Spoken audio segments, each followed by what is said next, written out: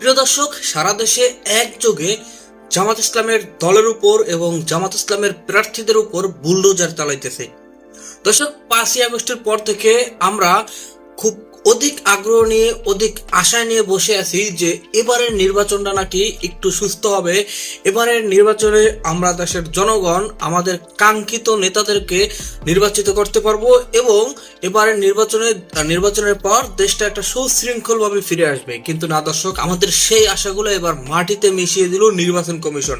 দর্শক, আজকে আপনাদেরকে এমন কিছু তথ্য দিব যে তথ্যগুলো শুনলে আপনি রীতিমতো আসমান থেকে পড়বেন যে এই নির্বাচন নিয়ে নির্বাচন কমিশনের কতটা ভয়ঙ্কর প্ল্যান এবং কতটা ভয়ঙ্কর ভাবে তারা জামাত ইসলামকে মাইনাস করে তারা সেই পূর্বের ন্যায় একটা চাঁদাবাজি, একটা দেশদ্রোহী সন্ত্রাসী সংগঠনকে তারা আবারও ক্ষমতায় আনতে চায়। দর্শক, আমরা কিন্তু শুধুমাত্র ব্যক্তির পরিবর্তন দেখেছি, আসলে সিস্টেম সে আগের মতোই রয়ে গেছে। তো আজকে আপনাদেরকে সেই তথ্যগুলো দিব যে কোন কোন প্রক্রিয়ার মাধ্যমে জামাত ইসলামকে এবং বাংলাদেশের দেশপ্রেমিক দলগুলোকে মাইনাস করে তারা সেই ভারতের আধিপত্যবাদ দালালদেরকে তারা কিভাবে ক্ষমতায় আনতে চায়। দর্শক, খুব ভয়ঙ্কর কিছু তথ্য আজকে আপনাদেরকে দিব। আর তার আগে আপনাদের কাছে ছোট্ট করে একটি রিকোয়েস্ট, যারা এখন পর্যন্ত আমার এই চ্যানেলটি সাবস্ক্রাইব করে নাই অবশ্যই চ্যানেলটি সাবস্ক্রাইব করে পাশে থাকা বেল আইকনটি বাজিয়ে দিন।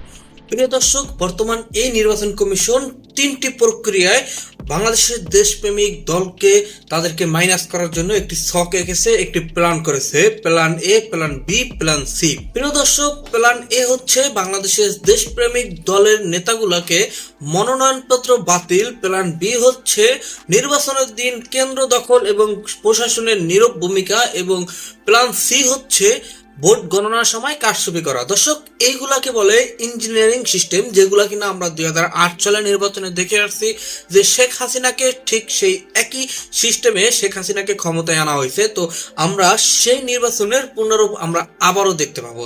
দর্শক, প্ল্যান এ বর্তমানে আমরা যেটা দেখতেছি যে বাংলাদেশের অন্যতম ইসলামিক দল এবং দেশপ্রেমিক দল জামাত ইসলামের হেভিওয়েট নেতাদেরকে তারা মনোনয়নপত্র বাতিল করতেছে সামান্যতম ক্ষুদ্র ক্ষুদ্র বিষয়কে কেন্দ্র করে। এর থেকে বড় ইস্যু কিন্তু বিএনপির এবং অন্য অন্য দলের কিন্তু রয়েছে, সেগুলাকে তারা মূল্যায়ন না করে সেগুলাকে পাশ কাটিয়ে জামাত ইসলামের হেভিওয়েট যে সমস্ত নেতাকর্মীরা আগামী নির্বাচনে 100তে 100 জিতার সম্ভাবনা আছে, সেই সকল নেতাদেরকে তারা মনোনয়ন বাতিল করে দিয়েছে এবং একে একে তার লিস্ট কিন্তু অনেক ভারী হইতেছে। দর্শক, দ্বিতীয়ত হচ্ছে নির্বাচনের দিন প্রশাসনের নীরব ভূমিকা থাকবে। নির্বাচনের দিন কেন্দ্র দখল করতে আসবে, নির্বাচনের দিন গন্ডগোল হট্টগোল শুরু করবে এবং জাল ভোট দেওয়া শুরু করবে। সেই সময় প্রশাসন নীরব ভূমিকা থাকবে, প্রশাসন সেটার কোনো বিপক্ষে কোনো পদক্ষেপ নিবে না। দর্শক, এইভাবে তারা বাংলাদেশের অন্যতম দেশপ্রেমিক দল, দেশপ্রেমিক প্রার্থীদেরকে তারা নির্বাচন থেকে দূরে সরিয়ে রাখবে।